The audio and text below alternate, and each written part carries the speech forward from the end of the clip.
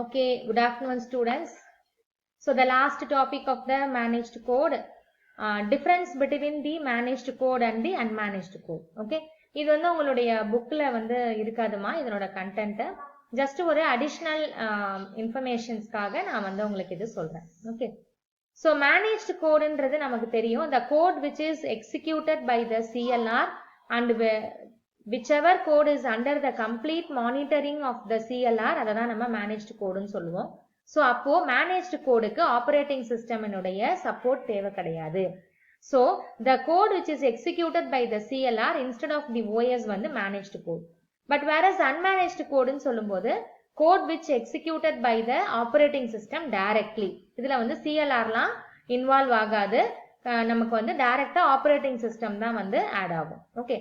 And the second point பாருங்க, runtime provided services like garbage collection, type checking, exception handling இதெல்லாம் வந்து CLR பார்த்துக்கும்.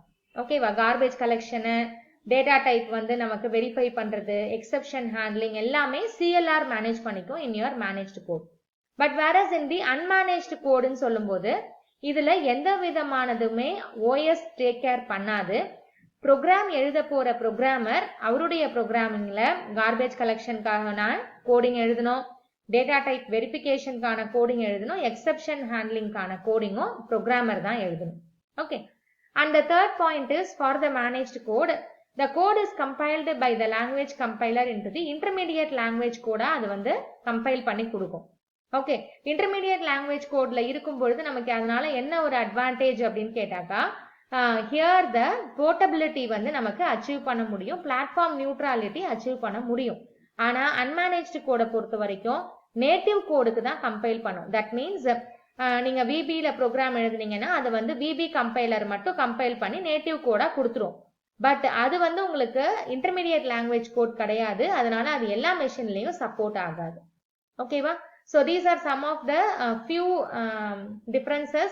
இதுல நீங்க சொல்லலாம் managed code வந்து it is highly secure, unmanaged codeல security concepts வந்து கிடையாது. இந்த மாதிரி இன்னும் நிறைய differences இருக்குது.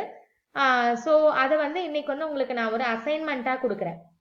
ஓகே, ஸோ ஜஸ்ட் வந்து ப்ரௌஸ் பண்ணுங்க அல்லது வந்து வெரிஃபை பண்ணிட்டு வேற ஏதாவது புக்ஸ்ல நீங்க ரெஃபர் பண்ணி ப்ரௌசர்ல நீங்க சர்ச் பண்ணி எனக்கு இன்னும் ஒரு 2 to 3 பாயிண்ட்ஸ் வேற என்னென்ன டிஃபரன்சஸ் இருக்குன்றத சொல்லுங்க. Okay, so this is the difference between the managed code and the unmanaged code.